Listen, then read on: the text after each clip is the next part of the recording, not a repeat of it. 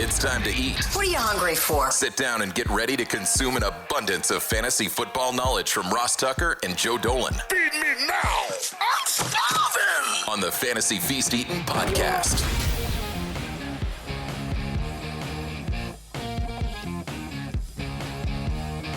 Yeah, let's eat, baby. It is the Fantasy Feast Eating Podcast, the show that's so nice we do it twice. This is episode number 2 for the week, where we get through the last 8 games on the Week 17 slate.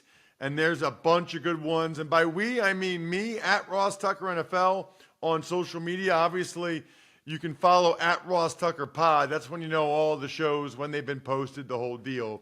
The star of the show is Joe Dolan at FG_Dolan.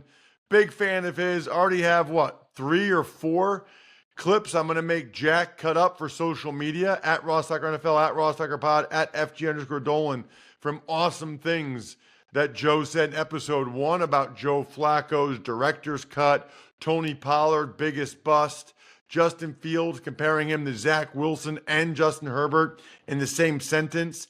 That's why Joe's the man.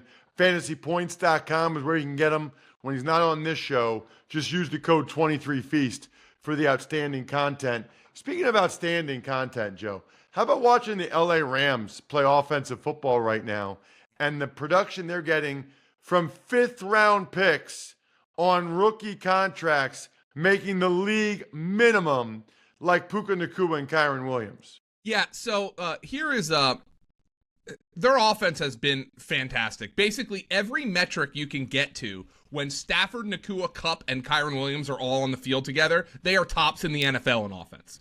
So this is a legitimate offense. And quite frankly, Ross, I think any given week, they could beat any team in the NFL. That doesn't mean I think they're going to run to the Super Bowl. I just think I would not want to see this team, if I'm the 49ers, and we'll see them in week 18 if the Niners have to play anybody.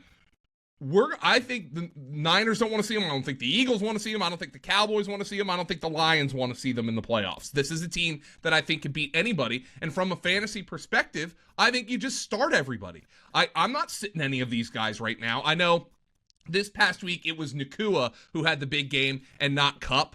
But Kyron Williams ran for over 100 yards yet again. He's gone in his 5 games since he came back from injury, he's gone over 100 yards from scrimmage in all of them, and has run for over 100 yards in 4 of those 5. So Kyron Williams, Puka Nacua, Cooper Kupp, you start them all. I think Stafford is a fantastic start this week against the Giants defense. And quite frankly, I think if you need a third receiver, Demarcus Robinson, of all people, is somebody who's come on of late, kind of taken over in that role for Tutu Atwell. Demarcus Robinson has scored in 4 straight games. He's also caught multiple passes in 6 straight games. So Demarcus Robinson is someone who has come on this year and has been a meaningful part of their offense, and he's helped take them to the next level. This offense is legitimate right now. Would not want to play this team in the playoffs at all. The Giants are on the other side. As of when we're recording this, Wednesday morning, this is episode 2, so we drop it Thursday after midnight. But we don't know who the quarterback's going to be, Joe. Yeah. And could be Tyrod Taylor, could be Tommy DeVito. Does it make a difference to you? Not really. I mean, if Tyrod was out there running around against the Eagles, obviously he had the deep throw to Darius Slayton where the Eagles safety took a terrible route and gave up the long touchdown. It's really Saquon and Waller for me on this Giants team. And Waller, to me, was disappointing, catching just 2 passes against an Eagles team that has struggled to defend the middle of the field all season. It's a good point. And he made some those catches were both nice, but they should have had a bunch more. What about, speaking of the Eagles, they got everybody going, Joe, against the Giants. I mean, look at the numbers for Hurts, DeAndre Swift, Goddard, A.J. Brown, Devontae Smith. I mean, maybe A.J. Brown didn't have a huge game, but they all had pretty nice days. Yeah, I think they're still frustrated with their offense. First and foremost, let me just throw a macro thing out there that's important to me.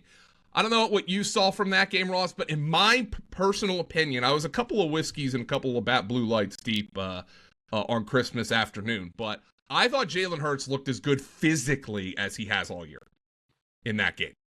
Like, he looked like he had an extra burst. He looked like he could make yards after contact. He wasn't going down as easy. I don't know what you saw. Do you agree with that, though? Yeah, I thought it was his best game, period, in a while, in a lot of different ways. And I thought Brian Johnson called a good game.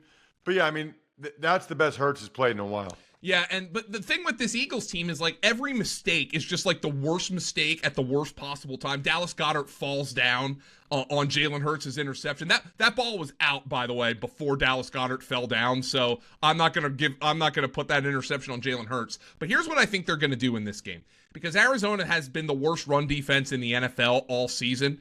The Eagles, by the way, had 153 non-scramble, so designed run rush yards against the Giants last week. That was their most since week 3. Hurts looked great physically. DeAndre Swift had 20 carries in that game, looked fantastic. I think the Eagles are going to run all over the Cardinals. And now I think they might want to get A.J. Brown going. I know he's been a little frustrated, but I think DeAndre Swift's a top 5 running back option this week for fantasy football. I think they're going to run the ball down their throats. That's what I think. Well, the Bears were able to do that pretty effectively against the Cardinals this past Sunday. What about the Cardinals offensively, Joe? James Conner? McBride? I was really disappointed in Trey McBride's. I mean, he caught 6 passes, but for just 31 yards. James Conner, I think the Eagles' run defense has struggled of late, as we've highlighted on this podcast. I talked about it last week. I think you play James Conner. And I think Trey McBride, you have to go back to that well against an Eagles defense that has struggled to defend the middle of the field. They've done a slightly better job of that, though. This doesn't matter for the Cardinals because, Hollywood Brown's injured and they don't really have perimeter wide receivers. But I actually think the rookie corner for the Eagles, Keely Ringo, has come in and has played some good snaps. I think he's shown that he belongs on that back end, which is probably more of a something we should keep in mind for the playoffs as opposed to this game. And certainly for long term for the Eagles, for sure, with them having 2 older corners. Let's talk Saints and Bucks. Joe, huge game for the Bucks. They can clinch the NFC South with a win, and they've been on a roll. Baker and the boys have been on a roll for a while now, Joe. Rashad White, and here's the thing with Rashad White. He averages under 2 yards a carry against the Jaguars, and it doesn't matter because he got 27 opportunities, and he also caught 6 passes in that game. You obviously play Rashad White every week. Chris Godwin is coming on a little bit here. Mike Evans has been fantastic. We know Mike Evans and Marshawn Lattimore have had their battles in the past with this, but obviously Lattimore has had some injury problems this year. But when it comes to the Buccaneers, I think you play your guys, and gotta be honest with you, Ross, I think Baker Mayfield's a viable streamer this week. And Baker, maybe that's not as controversial as maybe it would have sounded a few weeks ago. I think Baker's had a fantastic season so far, and I think Baker has earned the right to start for an NFL team next year. He's been up and down at times, but he's thrown 8 touchdowns to no interceptions in their last 3 games, all of which were victories. So Baker Mayfield against this Saint defense that just got carved up by the Rams, I think Baker Mayfield, a viable and potentially good streamer this week against Tampa Bay. Against New Orleans. What about the Saints on offense, Joe? That was pretty disappointing last Thursday night against the Rams. The thing is, Derek Carr, with that fourth quarter, with them getting blown out, put up 319 and 3. Rashid Shaheed obviously caught the touchdown early, and then Juwan Johnson and A.T. Perry get in the box late. For the Saints right now, Kamara has been a huge disappointment of late. They can't run the football. He's still one of those guys I feel like you've got to play just because of his role. Shaheed, I think, is a viable wide receiver 3 in this matchup against Tampa, which has some secondary issues. And Olave is a slam dunk wide receiver 1. You can play Derek Carr if you need him. I just think there's better options this week. This Saint offense all year has been less than the sum of its parts, in my opinion. Let's talk Niners and Commanders. I'm assuming that Brock Purdy and Trent Williams will play in this game. Joe, and they were moving the ball with the exception of those Purdy interceptions. It's like they still put up decent yardage. I mean, they move the ball every week. And what I think's going to happen here is, let's assume Purdy plays. Again, we record this on Wednesday, so we don't know if Brock Purdy practiced or what his status is. But let's presume Brock Purdy plays. I think Kyle Shanahan is going to come out in this game. And I think Kyle Shanahan is going to dial up the 1,000 different easy throws that he has in his playbook for Brock Purdy.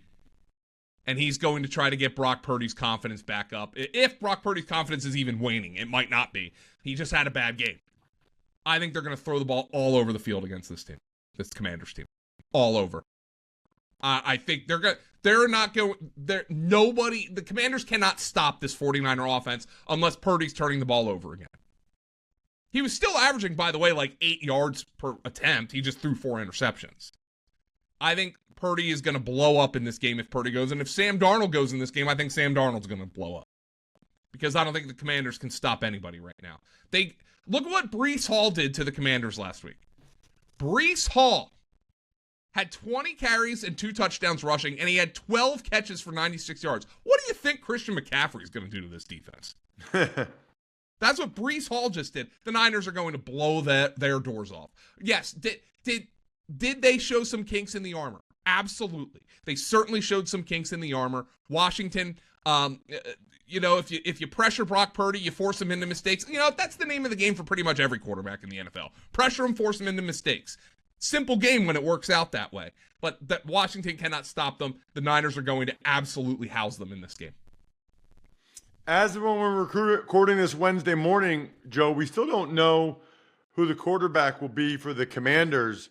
It does appear to make a big difference. And yes, Sam Howell's done what I didn't think he could do. He's gone from probably being the clear-cut starter next year to really throwing that away these last couple games. That's why these games are not meaningless. Yeah, no doubt about it. I mean, on this podcast like a month ago, I was saying, Washington certainly has bigger needs than the quarterback. And then, I wonder if they almost put too much on his plate. They weren't running the ball, and Sam Howell's dropping back 40 times a game, and now his confidence appears to be completely shot. I don't know who's going to play quarterback for them, but if it's Sam Howell, I don't know how you play anybody on this offense right now. Against a pissed-off Niner defense, this is a terrible spot for Sam Howell if he's back out there starting. We don't know the status of Brian Robinson. Chris Rodriguez picked up an injury. He scored 2 touchdowns, but picked up an injury late in that game against the Jets last week. So, quite frankly, right now, Ross, I can't speak with any confidence on Washington whatsoever. I just know that if Sam Howell's the quarterback, it's going to be a long day, and it'll probably be a long day if Jacoby Brissett's the quarterback as well.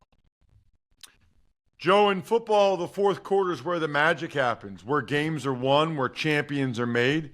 In business, it's where sales teams become legends. That's why HubSpot built Sales Hub, to give sales reps the deal-making tools they need to win their Q4. Sales Hub's prospecting workspace organizes your schedule, goals, and to-do list in one place to save your team precious fourth quarter time. Smart sequences help sales reps close deals faster than ever. So get ready to dominate Q4 with Sales Hub. Learn more at HubSpot.com/sales. You know how I feel, Joe. One of the best ways to close deals in sales, take them out. Take them out to dinner. Take them out for drinks and have some Labatt Blue Lights with your clients, hopeful clients, potential customers. Live life to the power of we. Always enjoy responsibly beer. Labatt USA, Buffalo, New York.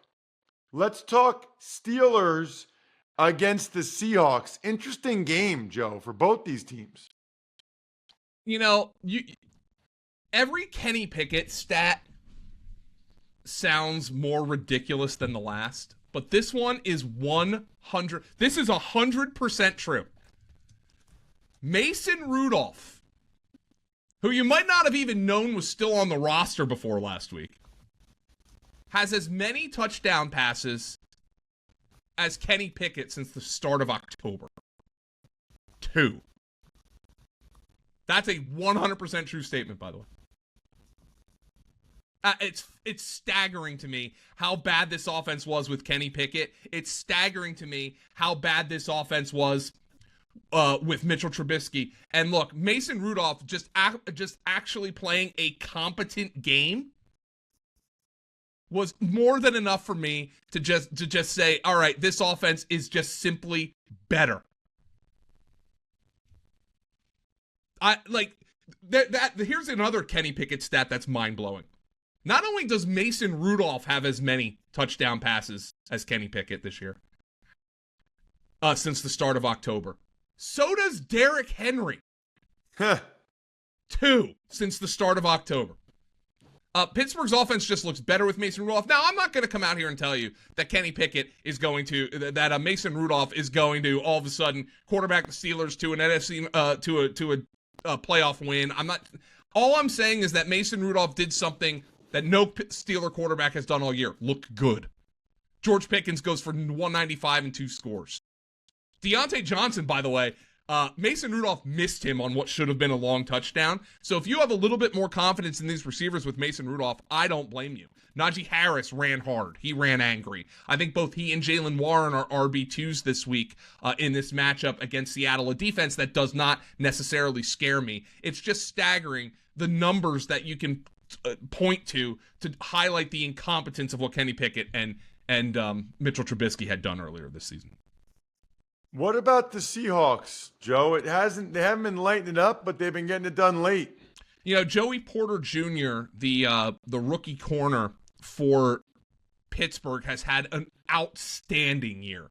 How many rookie corners, Ross, in your time doing this? Now, teams don't really shadow as much anymore. You know, teams play more zone. But how many rookie corners in your time doing this can you remember a defensive coordinator trusting to shadow a top receiver every week? None come to the top of my head. Joey Porter is one that the Steelers trust to shadow. He got beaten last week by T. Higgins. It's going to happen. And if they have him shadow DK Metcalf, it's not a matchup that's going to scare me away from using DK Metcalf this week. But it just speaks to how awesome Joey Porter Jr. has been. But just keep an eye on that. That's going to be a matchup this week. Jackson Smith and Jigba and Tyler Lockett are both wide receiver 3s, and you can't play Zach Charbonnet. He just doesn't get enough work. Ken Walker was disappointing against the Titans, but the Titans have a good run defense. I think Ken Walker is back on the RB2 radar this week as well, with Geno Smith back at quarterback. Yeah, that guy's a special runner, man. He has some impressive runs.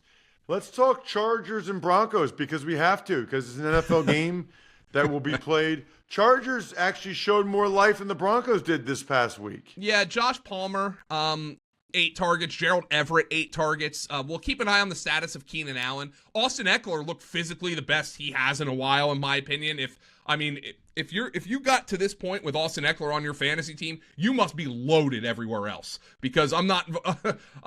He certainly hasn't been a contributor to your team, but Easton Stick's getting the guys the ball.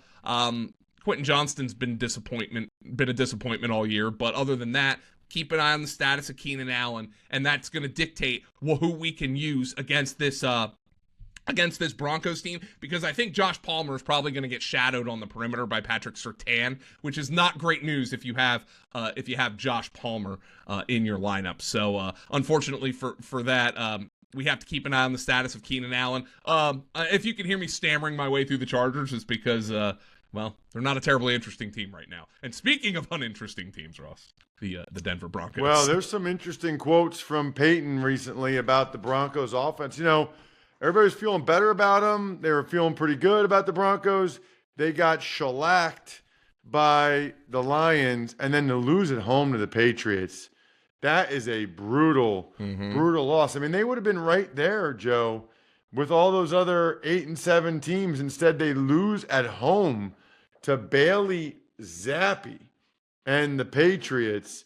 Talk to me about the Broncos offense and your favorite guy, Jerry Jeudy. Jerry Jeudy has 3 catches for 44 yards. Jerry Aguilar, 3 catches for 44 yards, despite Cortland Sutton going down 3 plays into that game with a concussion. That's the status you watch, Cortland Sutton. I mean, Javonte Williams, I said last week he might get 20 carries and score a touchdown, but they're not going to go anywhere. Well, they were playing from behind, so they couldn't go anywhere. He had 11 carries for 24 yards. I mean, right now, I don't want any Denver Broncos in my lineup. Maybe Cortland Sutton if he goes in this game. But the Charger defense, not a great defense. Maybe Javonte Williams can get 15 carries in this game, but this is not a team that I want to be trusting in my fantasy championship.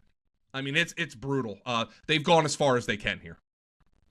I'm curious to see whether or not Russell Wilson will be their quarterback next year. No, he won't. I got to figure out what all the financial stuff is there, because I'm sure that's a major element of it.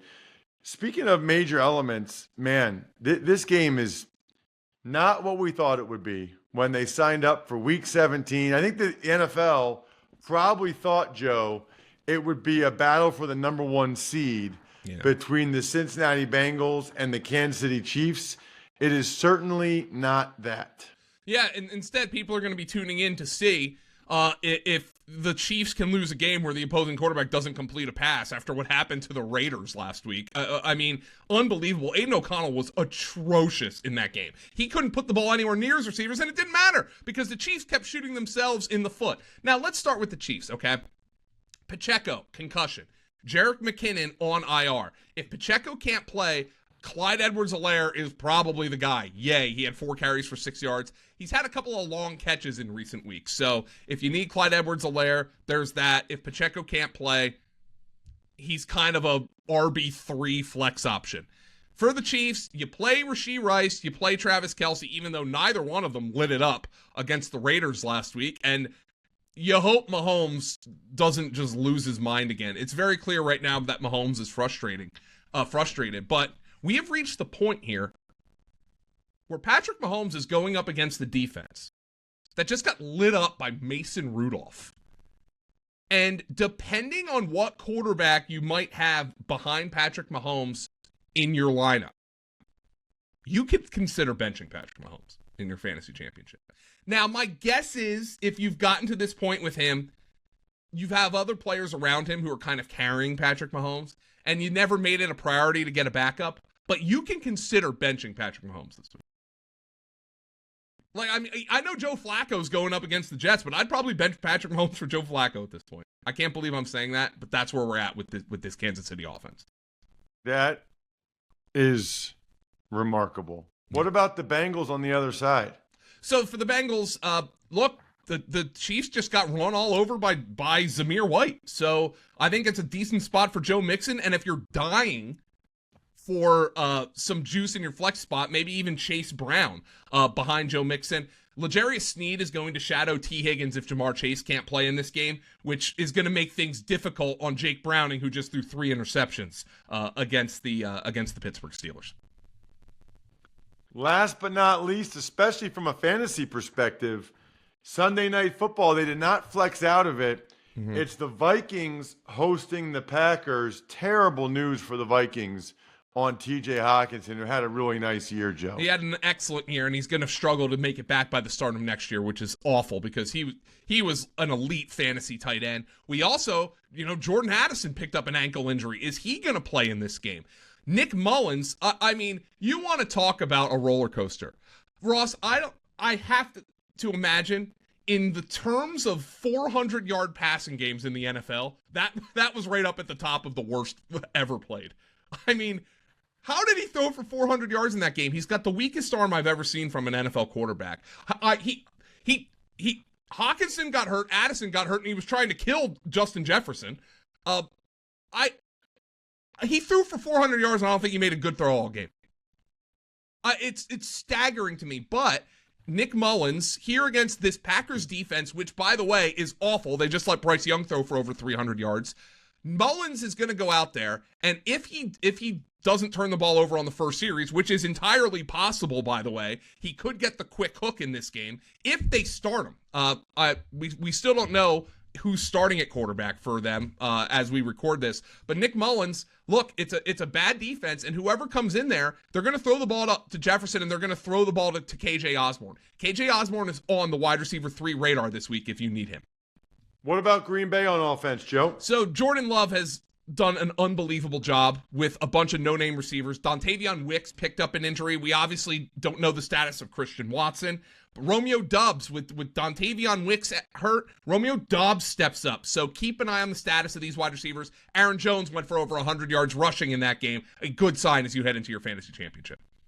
Check him out on social media at FG_Dolan. He's the man. Heck, check us out at Ross Tucker Pod or YouTube.com/Ross Tucker NFL. Good luck this weekend. Happy New Year, everybody. We're talking DFS hardcore starting next week. I think we're done here. I'm stuffed. Thanks for tuning in to Fantasy Feast. Make sure to also check out the Ross Tucker Football Podcast, Even Money, and College Draft, all on the DraftKings Network, YouTube, or subscribe to the podcasts on your favorite platform.